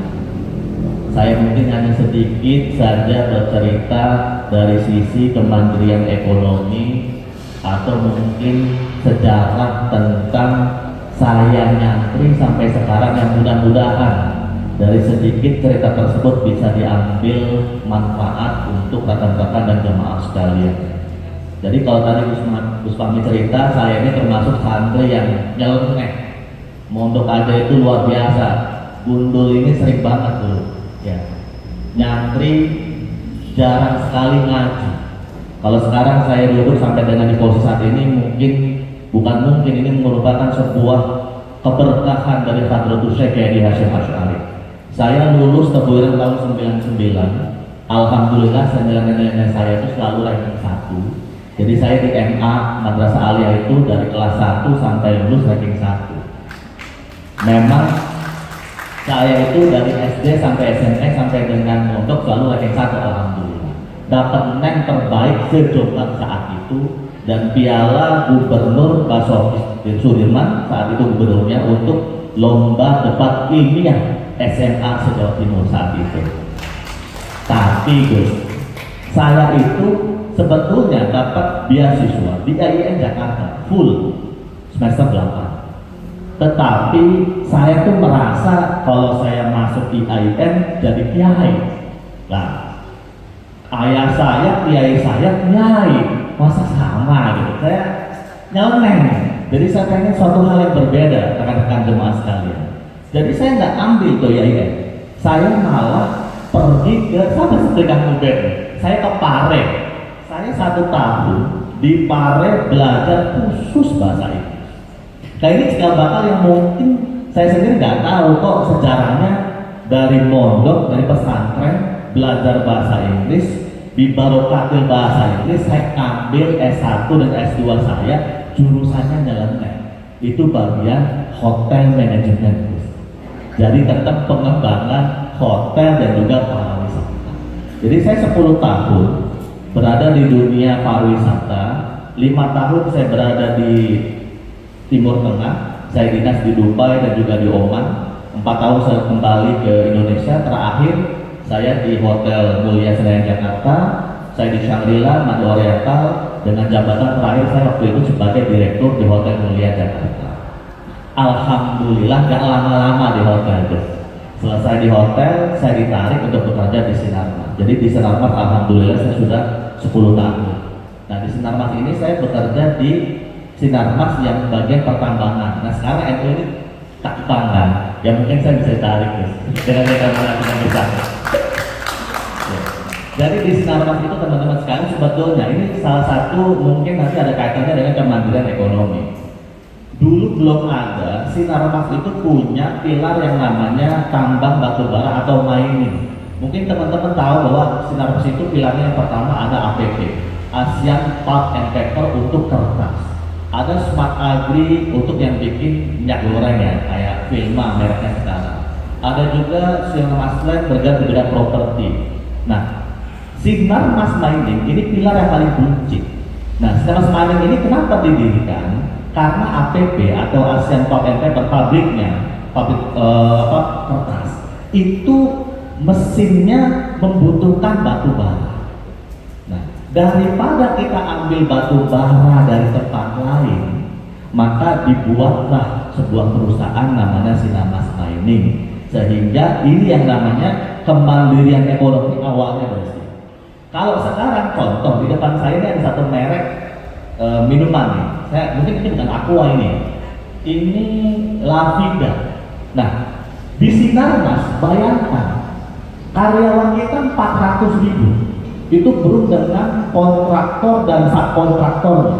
Kalau di tambang batu bara itu kita kontraktornya ada, contoh misalkan mungkin kan kemarin agak familiar ya. Kita ada Buma, Tama, itu ratusan ribu kontraktor kita.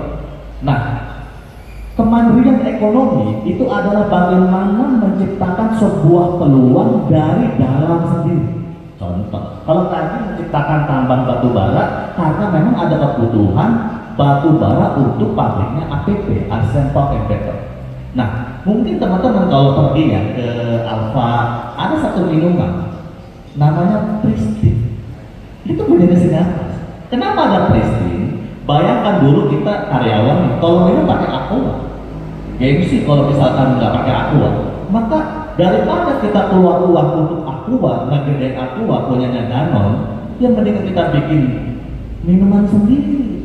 Ya kan, bayangkan 400.000 karyawan plus dengan kontraktornya minum Aqua diganti dengan Pristine. Ya kebetulan yang levelnya lebih tinggi di atas Aqua, pH-nya 8. Itu salah satu contoh membaca peluang. Ini juga sebetulnya harus juga bisa dibaca oleh Nahdlatul Ulama yang katanya jamiahnya 60 juta, 100 juta, tapi bikin Aqua juga belum ada ya air ya guys ya. Ya ini keluar. Jadi kemandirian ekonomi itu bagaimana kita mampu membaca sebuah peluang ya. Ini salah satu contoh. Nah saya di Sinarmas Mining itu kebetulan diamanahi di 3 perusahaan. Satu di Sinarmas Miningnya sendiri sebagai Vice President Hospitality, lalu ada 2 anak perusahaan. Ini juga nanti ada kaitannya sama kemandirian ekonomi. Yang saya juga diamanahi. Nah, kita kebetulan tambang itu kalau yang di Kalimantan itu kan harus ada lahan yang kita bebaskan, namanya lingkar tambang ya. Lingkar tambang batu bara itu nggak boleh di sebelahnya penduduk. Jadi ada kita bebaskan kalau di total lingkar tambang itu sekitar 20.000 hektar. 20.000 hektar itu kalau nggak diapa-apain kan yo emang sayang. Maka diciptakanlah sebuah peluang. Lingkar tambang itu kita tanami kebun coklat yang ada di Kabupaten Berau. Mungkin kalau teman-teman bisa searching Google ya, kita ada tambang namanya PT Brokol. PT Brokol itu produksinya nomor 3 tambang batubara setelah KCP, Adaro, Brokol itu punya Sinarmas, Borneo hingga Barat punya Sinarmas, dan bawah sebetulnya punya Sinarmas semua. Nah, 20.000 hektar plantation kakao itu kita tanami, kita kerjasama dengan para petani yang ada di Kabupaten Berau sehingga mampu menimbulkan sebuah ekosistem dan kemandirian ekonomi dan value add kepada Kabupaten Berau itu sendiri. Habis itu sekarang mikir, wah kalau mereka panen ini biji coklatnya mau dijual kemana? Maka teman-teman kalau dalam prinsip ekonomi mengenal yang namanya upstream, downstream, hulu sama hilir. Jadi kalau misalkan ada sebuah perusahaan yang punya minyak goreng, itu pasti dia punya plantation minyak goreng, udah pasti. Kalau misalkan sekarang saya maksudnya perusahaan kita punya kebun coklat, maka kita harus punya pabrik pengolahan coklat. Maka 2 tahun yang lalu kita mengakuisisi perusahaan di Bandung namanya Win & Co Group. Kebetulan saya diamanahi sebagai Direktur Operation pabriknya di Bandung, karena sering dinas di Bandung. Itu jadi biji coklat dari Kalimantan dikirim ke Bandung, kita olah menjadi produk coklat. Nah, produk coklat ini yang mungkin teman-teman nggak secara sadar menikmati. Kalau misalkan pergi ke Ceko, itu coklatnya dari kita. Kalau misalkan mungkin makan Holland Bakery, Bretok, bolu kukus Amanda, dan gitu-gitu itu sebetulnya coklatnya dari kita semua. Seperti itu. Itulah kemandirian ekonomi. Jadi satu peluang yang dulu nggak pernah terpikir yang namanya nanam coklat, akhirnya ditanami coklat lahan yang kosong tersebut sampai dengan mengakuisisi pabrik coklatnya dan sampai dengan sekarang. Jadi itu. Saya juga kebetulan dalam 2 tahun terakhir diamanahi, jadi saya 3 di Sinarmas Mining di perusahaan coklat dan perusahaan petrokimia ada di Gresik.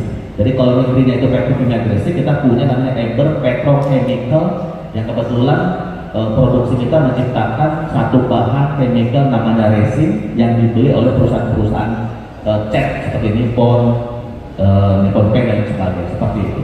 Nah, sekali lah mungkin di akhir sesi bahwa kita itu sebagai santri sudah terbiasa namanya kemandirian. Bayangkan yang mungkin mondok SMP, SMA udah mandiri, jauh dari orang tua. Kita dididik benar-benar mandiri secara total di pesantren.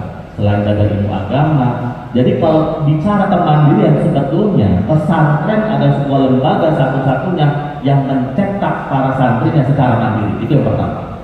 Yang kedua, lalu indikator kemandirian ekonomi itu seperti apa? Nah, jangan sampai kita yang sudah punya kemampuan individu mandiri tidak mampu mencetak sebuah peluang yang ada di depan kita. Tadi saya hanya contoh aja. Nah, banyak sekali kita terbelenggu dengan saya nggak punya modal, saya nggak punya aset. Bagaimana saya menciptakan peluang bisnis? Nah, itu kan artinya terbelenggu dengan hal-hal yang kita tidak bisa.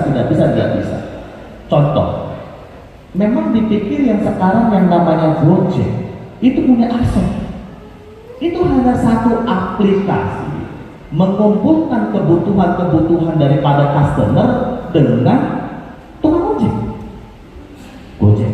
Yang kedua, Tokopedia, Bukalapak, Shopee. Memang mereka punya aset. Itu hanya aplikasi wadah yang diciptakan. Sekarang kalau bikin aplikasi nggak mahal teman-teman sekalian ya.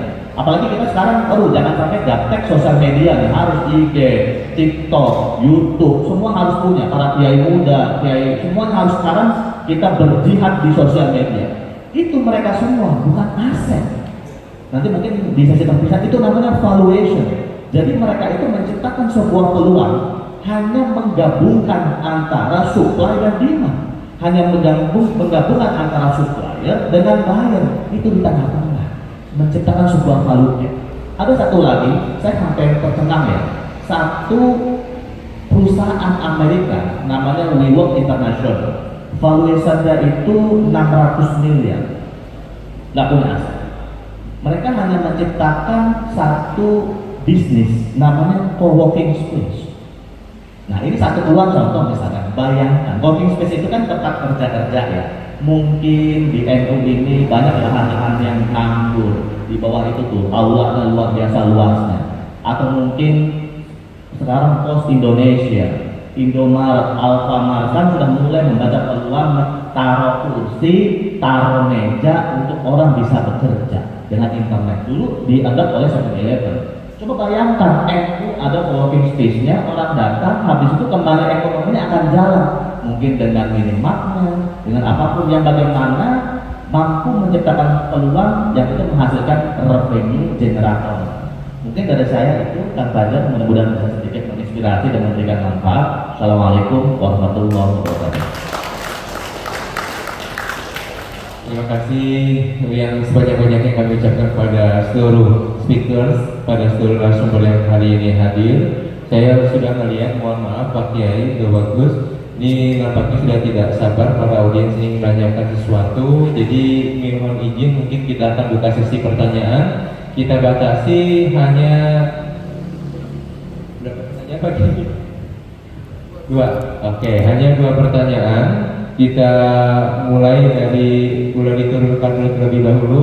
Kita hitung 3, nanti angkat tangannya, nanti kita pilih 1, 2, 3. Baik. Ada banyak Pak. Boleh?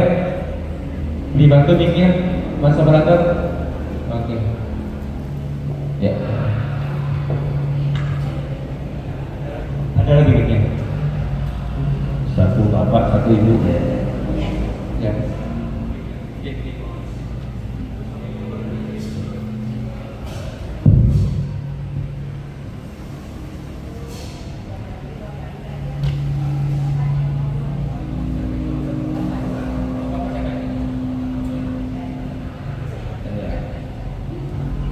Alhamdulillah.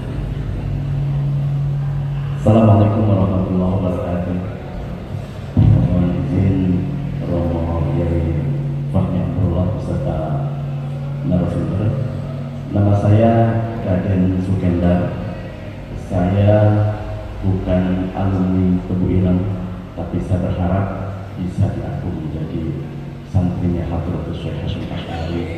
Karena ya alhamdulillah, meskipun masih banyak keterbatasan tentunya, kita mencoba untuk berkhidmat di Nahdlatul Ulama, dan alhamdulillah untuk menggenapkan itu, karena saya belum berkesempatan dulu belajar di Tebu Ireng, putra-putri dan keponakan, putra-putra dan keponakan saya hari ini juga di Tebu Ireng. Yang pertama Rizal Abdul Rahman, itu di MTS Tebu Ireng kelas 9, kelas 3. Kemudian ya yang kedua itu, yang pertama di MA Tebu Ireng kelas 2 kali sekarang, dan keponakan di Ahad Ali. Mohon doanya Pak Yai. Dan saya pada saat itu kenapa ingin memondokkan itu, karena memang ketika kami dari rombongan Al-Masturiyah pada saat itu ziarah ke Tebu Ireng, kami melihat tadi apa yang disampaikan oleh Romo Kiai, bahwa betul anak-anak santri itu ketika mau sekolah itu mereka berhenti terlebih dahulu di sekitar makbar itu. Kami waktu itu lagi pikir, cuma kaget, ini kenapa anak-anak berhenti di sini. Kami kira mereka melihat kami, tapi ternyata kami lihat ya mulutnya semua memahami dan kelihatannya baca suratul Fatihah, begitu membaca tahlil, sehingga tergerak dalam hati kami ingin putra putri kami suatu saat bisa mendoakan kami ketika kami dipanggil oleh Allah Subhanahu wa Ta'ala, sehingga ya kami bertekad, ya kami tidak punya apa-apa, tapi alhamdulillah sekarang putra-putra kami betah di sana. Mudah-mudahan minimal saya katakan kepada mereka 6 tahun bisa menyelesaikan pendidikan di sana. Tapi ternyata keponakan saya malah mau nambah lagi sekarang di Ma'had Ali di Kota Kiai. Nah kemudian yang kedua, ini testimoni saja terlebih dahulu kaitan dengan Gus Ubed tadi. Alhamdulillah kami di Sukabumi itu untuk PKPNU kan terlambat. Sukabumi terlambat tahu kalau ada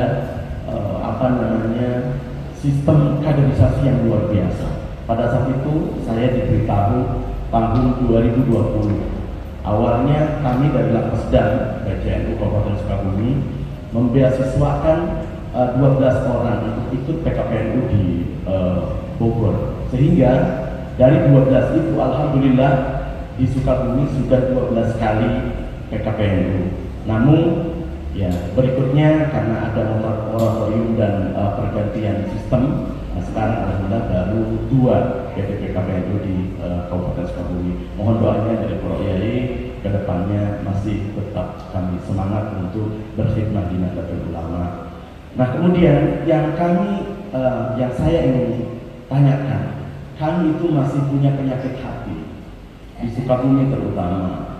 Ya saya kalau tidak mungkin atau yang lainnya. Ketika berjuang, kami masih suka hitung-hitungan, begitu. Masih inginnya kami ini diberi, begitu.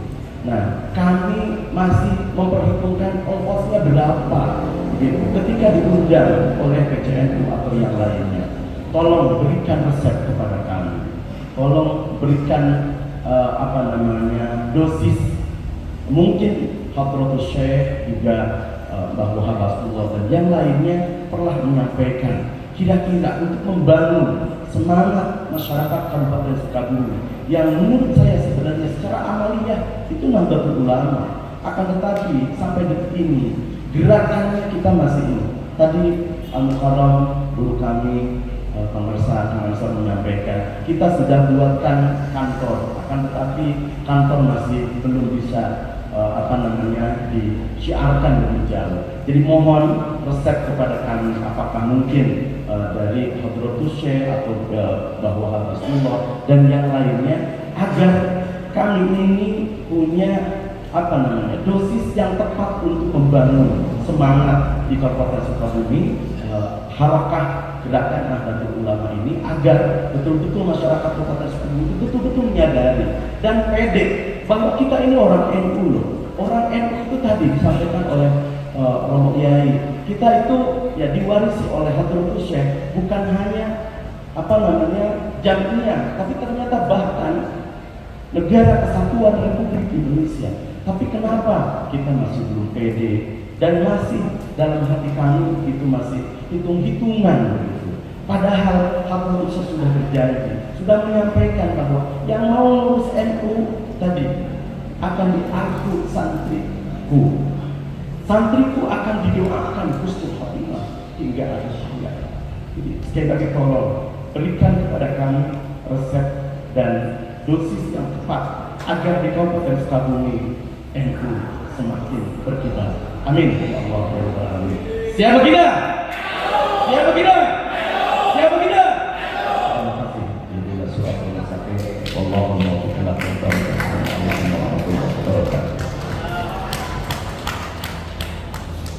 Bismillahirrahmanirrahim. Assalamualaikum warahmatullahi wabarakatuh. Nama saya sederhana Rohana Sodik. Kebetulan saya alumni Seblak Tugu Ireng tahun 1985. Angka jauhnya dengan Gus Ibnu yang tahun 1999 berarti dengan hitungan matematika 14 tahun. Terima kasih.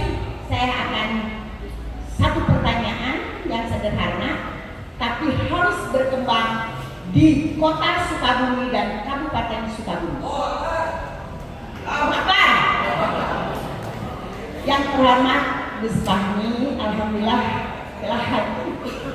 Begitu bahagia dan sedihnya sebab kesedihan ini sampai sekarang 40 tahun belum ketemu Ireng, disebabkan suamiku selalu harus didampingi. Insya Allah tahun depan kita reunian di sebelah Jombang Tugu Ireng ya. Di Basong Cukir, sampai Cukir Pak Mamat itu sudah terkenal ya. Nah, terus saya tertarik dengan Bapak Gus Ibnu.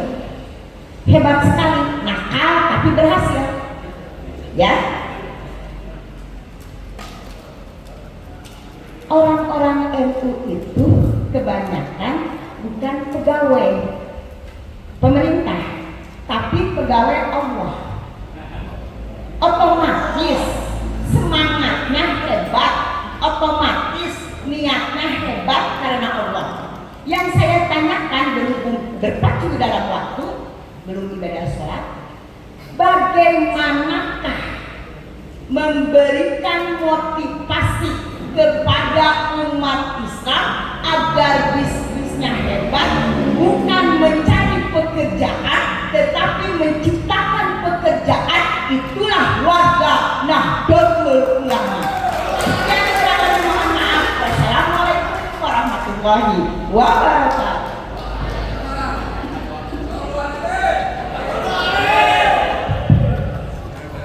Ya, saya juga yang pertama saja. Jadi resep dengan dosis yang tepat. Saya biasanya menjawab pertanyaan seperti itu dengan kisah nyata. Setahun yang lalu saya diundang di Kalimantan Timur. Saya naik pesawat turun di Samarinda. Saya dijemput oleh ketua MPC salah satu kecamatan di Samarinda, naik Fortuner. Kemudian diantarkan ke rumahnya. Dia bercerita ini sambil menahan tangis. Dulu saya ini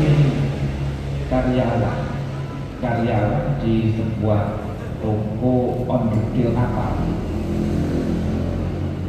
Beberapa tahun mengikuti menjadi karyawan itu sampai sekarang. Akhirnya namanya Pak Wasiran ini punya toko sendiri, punya gudang sendiri, ya gudang dari kapal. Dan ternyata usahanya itu alhamdulillah semakin maju. Lah ternyata resepnya apa? Saya berkhidmat di Jamiah Nahdlatul Ulama sampai dipilih jadi ketua MBCNU. Itu sambil nangis, nahan tangis. Begitu berkhidmat sebelum dipilih jadi ketua MBCNU, ya. Itu semakin maju, dia sudah bantu ngurusi NU sampai akhirnya dipilih itu, dan usahanya semakin maju sehingga setiap kali ada event-event NU beliau tidak segan untuk membantu biayanya.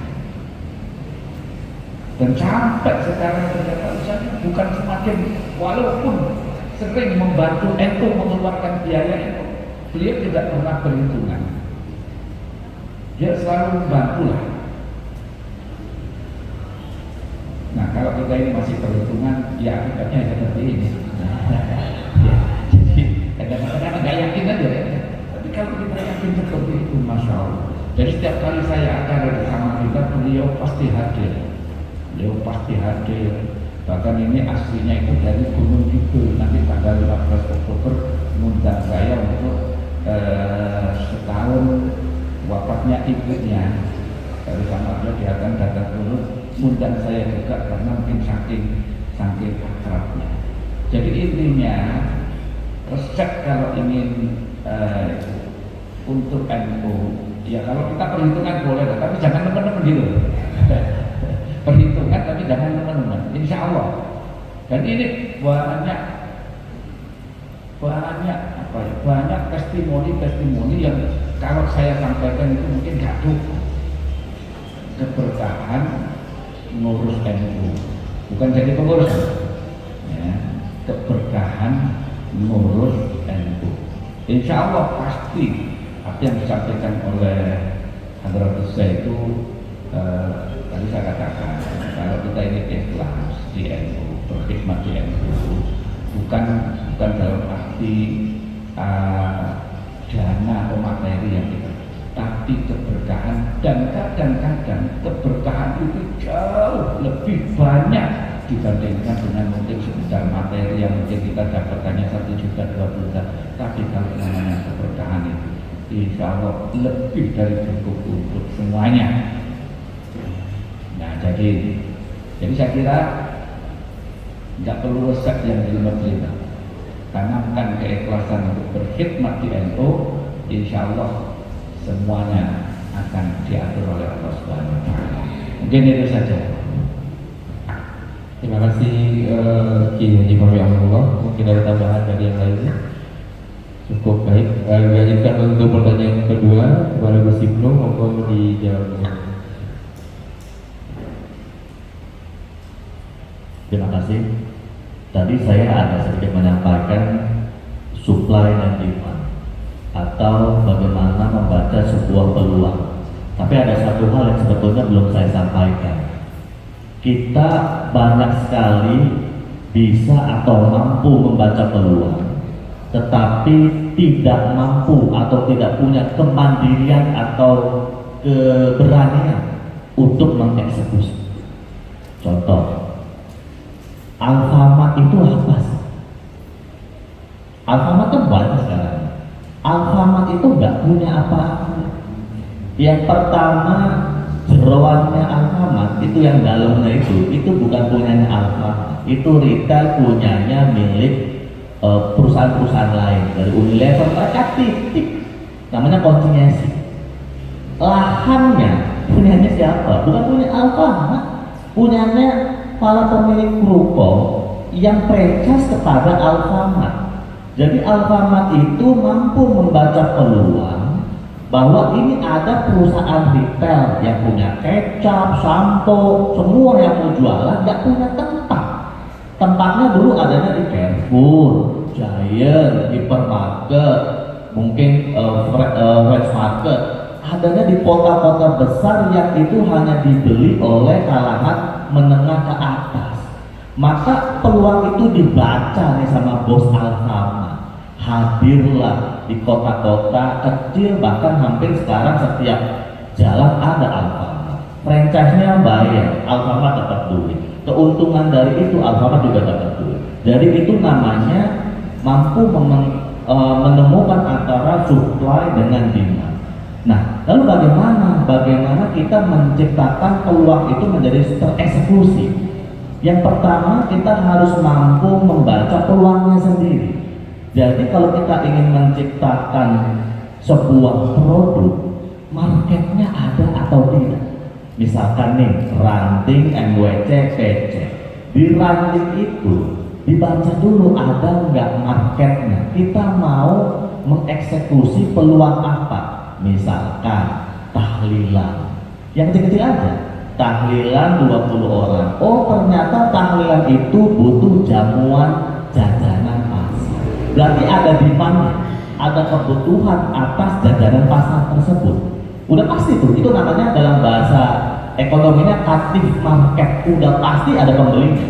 Kenapa Alfamart berani buka? Karena udah pasti ada pembelinya. Kalau nggak ada pembelinya nggak berani. Kalau jaminan udah pasti di situ ada kopi, teh, air minum, jajanan pasar, berarti itulah peluang. Cuma kita kadang-kadang hanya bisa membaca peluang, tidak mampu mengeksekusi. Itu saja sebetulnya kelemahan kita. Maka salah satu indikator kemandirian ekonomi harus berani mengeksekusi. Itu ada kelemahan kita. Contoh ya, ada satu desa ini kalau bicara pariwisata, ada banyak sekali desa. Salah satu contoh misalkan di Gresik. Waduh, desa tertinggal.